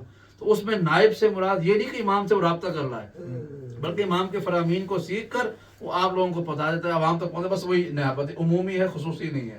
تو وہ جو خطوط لکھے ہوئے ہیں نا علماء کی, ان کی کوئی سند نہیں ہے, ان کی کوئی سند نہیں ہے. ان کی حیثیت جیسے ہمارے یہاں نسبت ہوتی ہے نا, یہ کرسی ہے اس پہ چادر ڈالی, ہم نے کہا یہ ممبر رسول کی شبیہ بن گیا ہے, تو یہ تب تک ہے جب تک اس کو ہم نے ممبر کی شبیہ بنائی ہوئی ہے. میچ ختم ہو گیا, آپ اٹھا کے پھر ڈائننگ میں رکھ لیں, تو وہ ایک شبیہ کے طور پر ٹھیک ہے جی شاید امام نے لکھا ہو, ورنہ اصل میں ان کی اس تحریر سے کوئی فقہی نتیجہ لینا, کوئی حکم لے لینا, وہ بالکل درست نہیں ہے. کسی عالم کو امام نے خط دیا اور میری جیب سے خط لکھا نکلا اور امام کہہ رہے ہیں کہ آج سے 5 کی بجائے 4 نمازیں پڑھو, تو یہ بالکل غلط ہے. ایسا کوئی حکم نہیں ہو سکتا. امام شریعت میں تبدیلی نہیں کرتے تھے, انہوں نے کوئی ایسا حکم نہیں دیا جو قرآن اور حدیث کے مخالفت میں ہو. امام کا کام صرف دین کو سمجھانا اور اس کو پھیلانا تھا. تو سوال کہ اس کو بتا دینا بس. تو وہ جو خطوط ہیں ان کی کوئی حجت نہیں ہے, وہ ہمارے عقیدے میں بالکل کچھ نہیں ہے. وہ اس شخص کے لیے ہوں گے تو ہوں گے, ہمارے لیے نہیں ہے. اگر بس آپ کو ایک خواب آ گیا ہے کہ بھائی اب سے تم جو ہے وہ عید کے دن بقرعید آ رہی ہے تو اب تم اونٹ ذبح کرنا, تمہارے لیے خواب ہے. اب آپ نے وہ خواب مان لیا کہ بھائی میرے خواب سچے ہوتے ہیں, اللہ نے کہا ہے کہ ضامن حسین اب آپ نے اونٹ ہی ذبح کرنا ہے, وہ آپ کریں. اس کا مطلب یہ نہیں کہ آپ یہاں پہ آ کے کہیں گے لوگوں آج سے سب اونٹ ذبح کریں گے کیونکہ میں نے خواب دیکھا. ایسا نہیں ہے. آپ کا خواب ہمارے لیے حجت نہیں ہے. آپ سمجھتے ہیں کہ آپ کو وہ خدا کا حکم ہے تو آپ مانیں. اسی طرح سے اگر کسی عالم کو کوئی رکا کسی نے دیا, کسی نائب نے دیا, سفر کرتے ہوئے کسی نے دے دیا, قرآن سے نکل کے آ گیا, خواب میں آ گیا, تو وہ شخص کی ذات کے لیے ہے, ہر ایک کے لیے نہیں ہے. اس کی حجت ہمارے اور آپ کے لیے کوئی ثابت نہیں. قبلہ نفس زکیہ کے بارے میں تھوڑا سا ذرا. نفس زکیہ ایک شخص کا نام ہے, ایک شخص ہے نفس زکیہ. وہ امام کے ساتھیوں میں سے, اولیاء میں سے ایک شخص ہوں گے جو لشکر بنائیں گے امام کے لیے تیاریوں سے مراد یہ ہے کہ وہ, اس سے مراد یہ کوئی سپاہ بنا لینا نہیں ہے. اس سے مراد اس کا علم, اس کی روحانیت, اس کی معنویت ایسی ہوگی کہ لوگ اس کی طرف متوجہ ہو جائیں گے اور وہ لوگوں کو امام کی طرف متوجہ کرے گا. وہ جو شخص بھی ہوگا, اس کے بارے میں کچھ نہیں ملتا کہ وہ سید ہوگا غیر سید ہوگا. بعض روایت میں کہا کہ وہ جو سید حسنی ہے وہی نفس زکیہ ہوگا, بعض روایتوں میں. کیا وہ امام سے رابطے میں ہوگا؟ کچھ نہیں پتا, کچھ نہیں کہہ سکتے اس کے بارے میں. لیکن امام سے رابطہ کہیں ثابت نہیں ہے کسی کا. حتیٰ کہ وہ سید حسنی کے جو امام کے آنے کی کنفرم نشانیوں میں سے ہے, اس کا بھی ثابت نہیں ہے کہ وہ امام سے رابطے میں ہوگا. نہیں, رابطہ یعنی ظاہر کرنا, جو آخری توقیع ہے اس میں لکھا ہے کہ اگر کوئی کہے گا کہ میں رابطے میں ہوں تو وہ کاذب ہے. وہ ہاں کاذب ہے. تو کیا یعنی کوئی ایسی نظام خدا چلا رہا ہے, امام کے ذریعے چلا رہا ہے کائنات کا, اتنا بڑا نظام ہے, تو کیا یعنی ہم قیاس تو نہیں کہہ سکتے لیکن وہ ہم سوچ سکتے ہیں کہ کچھ لوگ ایسے ہیں برگزیدہ لوگ جو ہمیں نہیں پتا لیکن امام کو اور خدا کو پتا ہے کہ وہ ان کے ہاں اشاروں سے کام کر رہے ہیں. بالکل ایسا ہو سکتا ہے, ایسا ممکن ہے. یہ ناممکن نہیں ہے کہ ہمارے اسی سوسائٹی میں, اسی دنیا میں ایسے لوگ ہوں کہ جو امام سے رابطے میں ہوں. لیکن اگر وہ اصلی رابطے میں ہیں تو پھر ان کے لیے حرام ہے کہ وہ لوگوں کو بتائیں کہ میں امام سے رابطے میں ہوں. وہ ان کے لیے جائز ہی نہیں ہے. آپ کو ایک مثال بتاؤں. ایک شخص تھا امام کے زمانے میں, اس کا نام تھا شلمغانی. بڑا بہترین عالم تھا, بہت نڈر عالم تھا, فقیہ تھا اور کٹر قسم کا مولائی آدمی تھا, یعنی بہترین عقیدے والا. یہ ایک جملہ مترجم ہو سکتا ہے کہ جو علم بڑھتا ہے نا, دو طرح کے لوگ آتے ہیں, یا وہ امام سے بہت قریب ہو جاتے ہیں یا وہ بالکل دور ہو جاتے ہیں, اب وہ منیفا بن جاتے ہیں. ٹھیک ہے, امام کے سامنے بیٹھ کے وہ منیفا بن گئے. ٹھیک ہے, علم آتا گیا نا, امام دور ہوتے گئے. ٹھیک ہے, تو لوگ جو ہیں وہ دو طرح کے ہوتے ہیں, یا کوئی امام سے قریب چلے جاتے ہیں یا امام سے بالکل دور ہو جاتے ہیں, یا کھانا کھا کسی کا پیٹ بھر جاتا ہے یا کسی کو بدہضمی ہو جاتی ہے. ٹھیک ہے, تو ایسے لوگ تھے. شلمغانی وہ تھا کہ جس نے علم حاصل کیا, امام سے قریب ہو گیا, قریب ہوتا گیا, اتنے قریب ہوا کہ امام حسن عسکری کے زمانے میں he was one of the top jurisprudence person, کہ وہ جورسٹ آدمی تھا, فقیہ تھا, عالم تھا, قرآن کا مفسر تھا, مورخ تھا, بہت بڑا اس کا نام تھا. اس نے 2 دن ائمہ کی زندگیاں دیکھی شلمغانی نے. لوگوں کو یقین تھا کہ امام کی غیبت کے بعد یہ امام کا نائب بنے گا, کیونکہ اتنا بڑا عالم ہے, یہ ڈیفینیٹلی اس کے اندر سارے ٹک باکس ہوتے ہیں کہ یہ بندہ جو ہے وہ امام کا نائب ضرور بنے گا. عالم ہے, متقی ہے, عقیدے کا بڑا اچھا ہے, کٹر ہے, ہر لحاظ سے بہترین آدمی ہے, یہ تو بنے گا امام کا نائب. اچھا, اس کے اندر ایک عیب تھا, وہ یہ تھا کہ وہ بولتا بہت تھا, زبان کا بڑا کھلا تھا. یعنی تھوڑی سی نا اس کو آپ گفتگو کریں تو یہ جناب وہ لمبا کہانی قصہ بیان کرنا, تفسیر بیان, اس کو بڑا شوق تھا. اچھا, اب یہ ہوا کہ لوگوں نے نا اس کے ہوتے ہوئے امام نے کس کو بنایا نائب؟ ایک ایسے شخص کو کہ جو سرکہ بیچتا تھا. ونیگر کا کاروبار تھا, سرکہ بیچتا تھا. آپ اس کمرے میں نا, چھوٹا سا کمرہ ہے, آپ اس میں ایک بوٹل آف ونیگر کھول کے رکھیں, चंद लम्हे में ना हमारा यहाँ बैठना मुश्किल हो जाएगा, इतनी तेज स्मेल होती है विनेगर की। उस शख्स की दुकान थी सिरके की, सोचिए उसके पास से कितनी स्मेल आती होगी, सिरके की कितनी बू आती होगी। तो लेकिन वो था, खल कहते हैं अरबी में सिरके को, खल्लानी उसका कहते थे, खल्लानी तो सिरके वाला। तो लोगों ने आकर जब ऐलान हो गया कि वो इमाम ने फलां को अपना नायब बना दिया है, तो लोग आए कहने लगे शर्मगानी को, ओ भाई तुम इतने बड़े आलिम, तुमने इतनी जिंदगी को वक्फ कर दी, फकीह बनते, कुरान सीखा, हदीस सब कुछ सीखा, इमाम ने तो तुम्हें अपना नायब ही नहीं बनाया, क्या फायदा हुआ तुम्हें वो करने का। तुम ऐसा करो, तुम नियाबत का दावा कर दो तो हम तुम्हारे साथ, तुम कहो मैं भी नायब हूँ। वो उसको कौन भाई देखे, एक तरफ एक बड़ा मोतबर आलिम बैठा हो, एक तरफ एक दुकानदार हो जो सिरका बेचता हो, दोनों कहें कि हम नायब इमाम हैं, तो 99% लोग कहेंगे जो आलिम है ये है, इसका हक बनता है कि ये होगा, क्योंकि उसके अंदर सारी खसूसियात है। वो बेचारा पता नहीं नमाज भी पूरी पढ़ता होगा या नहीं पढ़ता होगा, सिरका बेचे सारा दिन। तो कहा कि तुम जो ना नायब नियाबत का दावा कर दो, हम तुम्हारे साथ हैं, उसको छोड़ो, हम संभाल लेंगे। वो उस खल्लानी के पास कौन जाएगा, उसके पास स्मेल इतनी आती है सिरके की, छोड़ो उसको, तुम दो।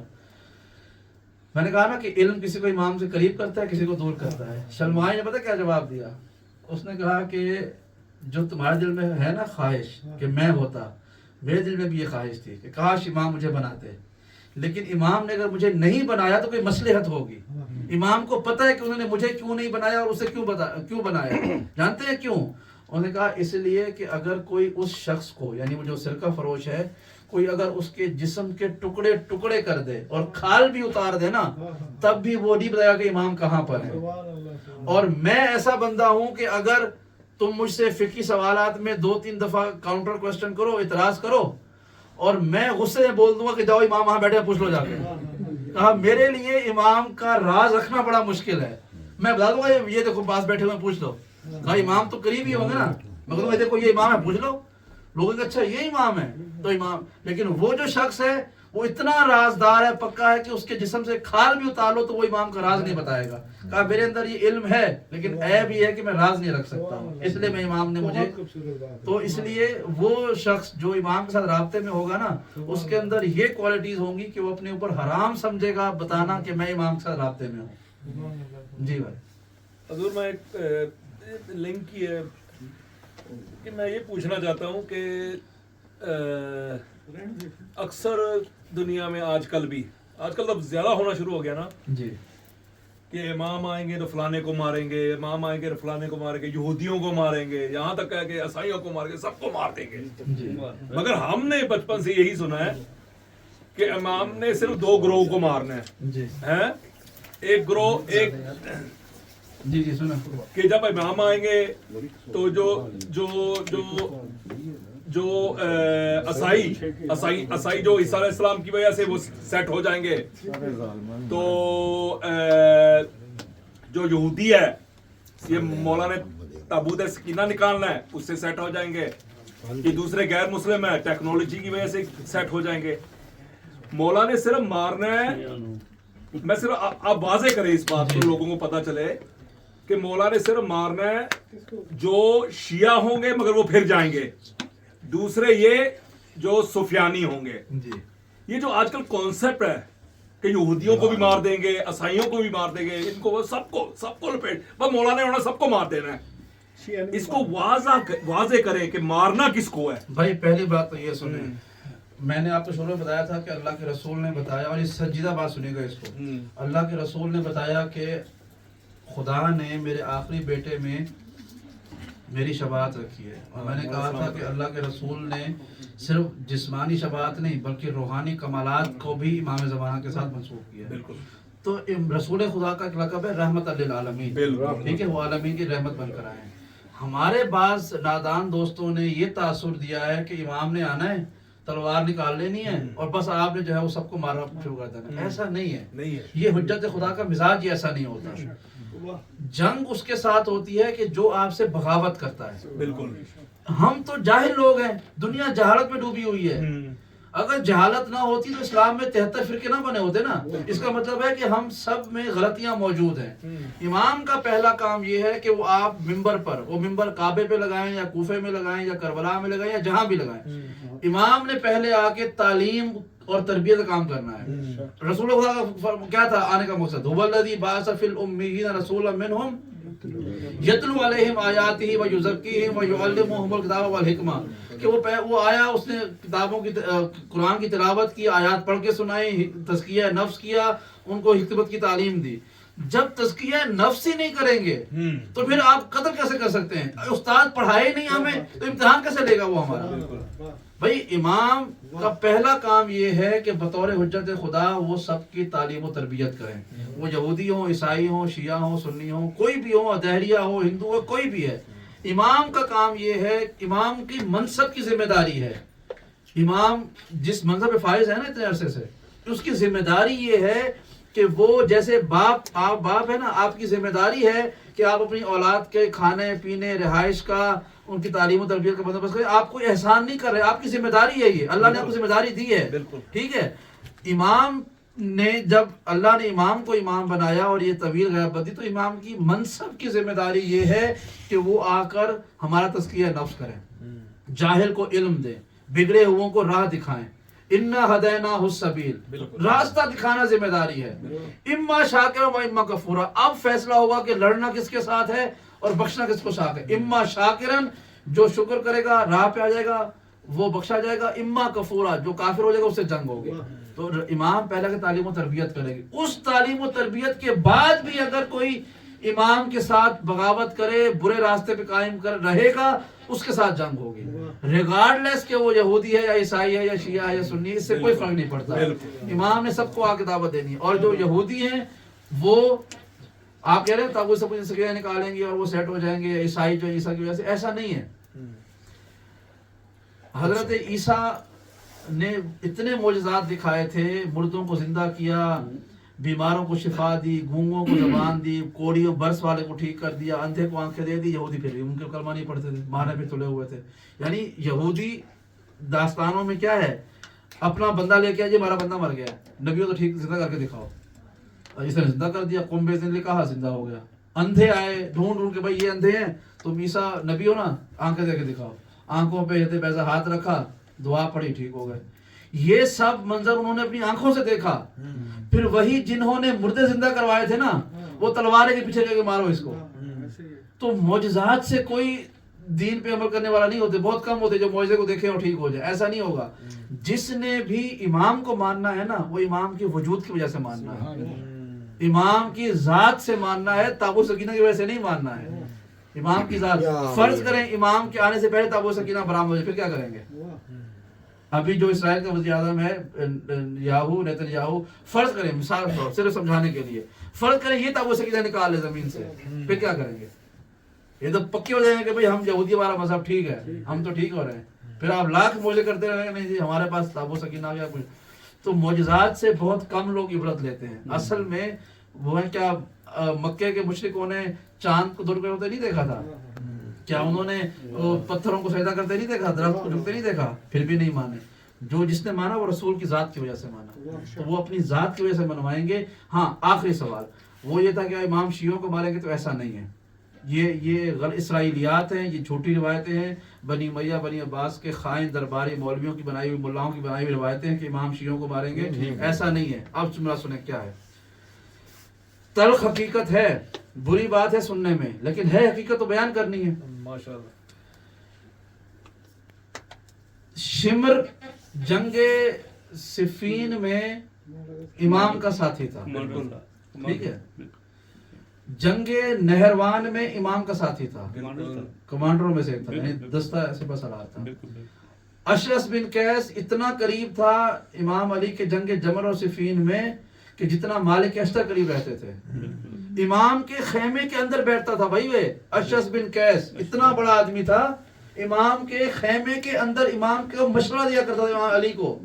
جنگ میں جمل میں گئے تو کیا کیسے کرنا ہے، صفین میں گئے تو امام کے مشیروں میں سے ایک تھا اشرس بن قیس، اس کا نام تھا، لیکن نہروان میں امام کے مدِ مقابل میں آ گیا۔ اب ایک شیعہ تھا امام کا۔ بھائی ہمارے یہاں کرائیٹیریا ہوتا ہے اسی وقت جو عمل کر رہے ہو۔ ابلیس سے بڑا اللہ کا کوئی صحابی نہیں گزرا ہے۔ بھئی اللہ کا اتنا بڑا صحابی تھا ابلیس کہ زمین سے اٹھا کے اللہ نے اس کو آسمان میں بلند کر دیا، سب جگہ سجدے کروا دیے۔ اب آپ کیا کہیں گے کہ ابلیس نیک آدمی تھا، اللہ نیکوں سے جنگ کر رہا ہے؟ ایسا نہیں ہے، وہ نیک جب تک تھا اللہ نے اس کو ریوارڈ دیا، جیسے ہی اس نے رخ بدلا سزا کا مستحق ہو گیا. شمر جب تک امام علی کے ساتھ تھا وہ امام اس کو ریوارڈ دیتے رہے کہ جنگ کا علمدار اس کو سپہ سالار بنا دیا. جیسے ہی اس نے رخ بدلا لعنت اللہ ہو گیا. اشعث بن قیس امام کے اتنے قریب تھا. اشعث بن قیس خلیفہ اول ابو بکر ابن ابی قحافہ کا سگا بھانجا ہے, ٹھیک ہے. یہ اتنے قریب تھا امام کے کہ امام کے خیمے میں بشیر تھا, امام کا ایڈوائزر تھا, لیکن تب تک جب تک امام کے ساتھ مخلص تھا. صفین میں اس نے نیزوں کو دیکھا, اور بتاؤں کیا کیا تھا اس نے, جب اس نے قرآن کو دیکھا نا نیزوں پر, اس نے کہا کہ یا علی واپس بلاؤ مالک اشتر کو. امام نے کہا کہ یہ مکر و فریب کر رہے ہیں, قرآن کو بیچ میں لا رہے ہیں, تم دھوکہ نہ کھاؤ اس سے. اس نے کہا کہ یا علی مالک اشتر کو واپس بلائے, ہم قرآن سے نہیں لڑ سکتے, وہ صاحبان قرآن ہے. امام نے کہا میں اصل قرآن ہوں, میں سامنے بیٹھا ہوا ہوں, میں وارث قرآن ہوں. کہا پتہ کیا کیا اس نے اپنی تلوار نکال کر امام کی گردن پہ رکھ دی. لعنت بے شمار. یعنی اتنا قریبی شخص تھا, اور ایک لمحے میں ایسا بدلا کہ ابھی امام کا ایڈوائزر تھا, ایک لمحے میں امام کا قاتل بن گیا. امام کے قریب کھڑا ہو کے امام کی گردن پہ تلوار رکھ کے کہا کہ اگر مالک اشتر کو نہیں بلایا تو میں آپ کو گلا کاٹ دوں گا. امام نے کہا اچھا جاؤ بلا لو, اور یاد رکھو یہ میں اپنی گردن کی وجہ سے نہیں کر رہا ہوں کہ تم مجھے مار دو گے, اس لیے کہ تمہارے اس عمل سے یہ پوری قوم جو ہے نا واپس پلٹ جائے گی کفر کی حالت پر. واپس بلا لیا. تو یعنی اب کیا کہیں گے کہ وہ شیعہ تھا, امام قتل میں برابر کا شریک ہے یہ اشعث بن قیس.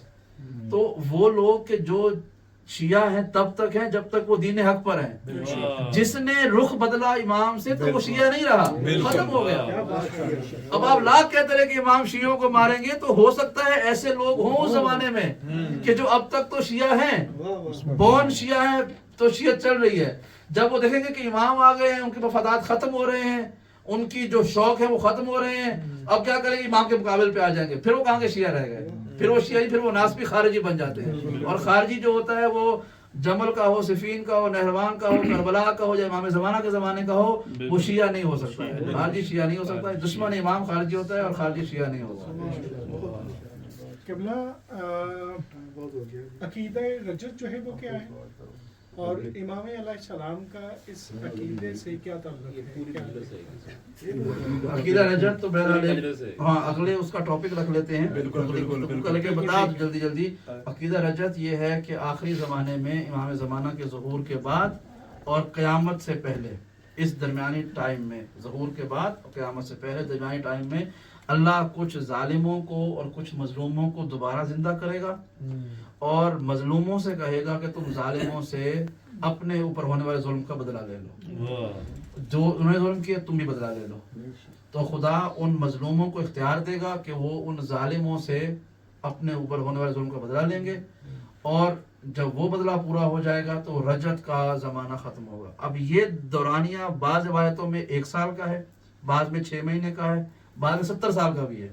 کتنا طویل زمانہ ہوگا کہ مثلاً ایک مظلوم کو اٹھایا گیا, ایک ظالم کو اٹھایا گیا. ابھی عمران بھی کہتا نا کہ میرے ظالم کو امام, دشمن کو امام ماریں گے, تو اس وقت ایسے لوگوں کی خواہشات ہوگی کہ مولا اس نے میری زمینیں کھا لی تھی, اس نے میرے ساتھ ظلم کیا, اس نے یہ کیا, بدلہ لیں. اچھا اب وہ امام نے اٹھا لیا, عمران بھائی کو بس انہوں نے اٹھایا کہ بھائی تم آؤ بدلہ لے لو اپنے جس نے ظلم کیا. تو عمران بھائی کے بھائی نے کہا کہ مولا اس کو کیوں, مجھے کیوں نہیں اٹھایا آپ نے, میری درخواست سے مجھے کیوں اٹھایا تاکہ میں بدلہ لوں. ہو سکتا ہے کہ جو 70 سال کا زمانہ ہے وہ اس لیے طویل ہو کہ ہر ظالم اور ہر مظلوم کو اٹھایا جائے, اور ہو سکتا ہے کہ صرف چند کو اٹھایا جائے, 2-4 کو اٹھایا جائے. تو میں اگلے انشاءاللہ بیان کروں گا کہ ہمارے ہاں کنفرمڈ کس کس کا آنا ہے, کس کس کا روایتوں میں ہے کہ ان کو لازمی اٹھایا جائے گا, حتمی طور پہ یہ آئیں گے ہی آئیں گے, ٹھیک ہے. باقی جو ہے وہ خدا کی امر ہے, خدا چاہے تو پوری کائنات کو دوبارہ اٹھا لے, چاہے تو صرف ایک بندے کو اٹھا لے, اسے تم سب کے بدلے لے لو, یہ خدا کی مرضی. لیکن کچھ روایتیں ایسی ہیں کہ جس میں کچھ ظالموں کا نام لکھا ہوا ہے کہ یہ آئیں گے, کچھ مظلوموں کا نام لکھا ہوا ہے کہ یہ آئیں گے. اور عقیدہ رجت ہمارے ہاں قرآن سے ثابت ہے, ہم نے عقیدہ رجت کو حدیثوں سے نہیں لیا, قرآن مجید کی آیتوں سے لیا ہے. انشاءاللہ اگلی گفتگو میں ہم اس کو یہیں پر کریں گے عقیدہ رجت کے بارے. جی میں وہ تو کم علم سب سے, اور میرا ہائی لیول کی معرفت نہیں ہے جو یہ سوال کریں.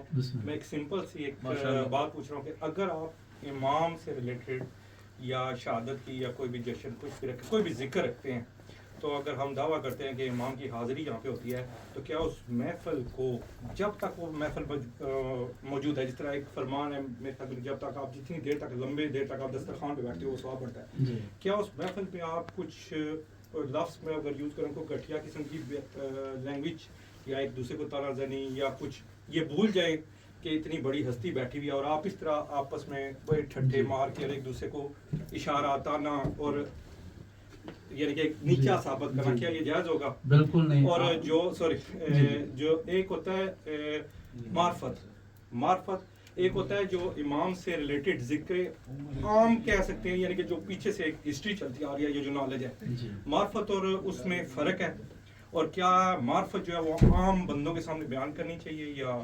دیکھیں 2 سوالات آپ کے جلدی بیان کر دوں. ایک تو یہ ہے کہ جب تک محفل میں آخری آدمی بیٹھا ہوا ہے نا اور یہ فرش بچھا ہوا ہے تب تک سمجھیں کہ وہ معصوم ہستیاں موجود ہیں، اور یہ ایک غلط عقیدہ ہے کہ صرف ایک امام تشریف لاتے ہیں. ہاں، امام کے اصحاب بھی آتے ہوں گے، امام کے دیگر امام بھی آتے ہوں گے، انبیاء بھی آتے ہوں گے، رسول بھی آتے ہوں گے، اور روایتوں میں ہے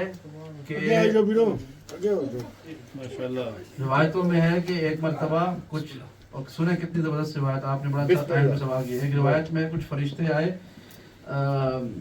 زمین سے گزرے، آسمان کی طرف جا رہے تھے، تو ان کے جسموں سے نا بڑی خوبصورت خوشبو آ رہی تھی.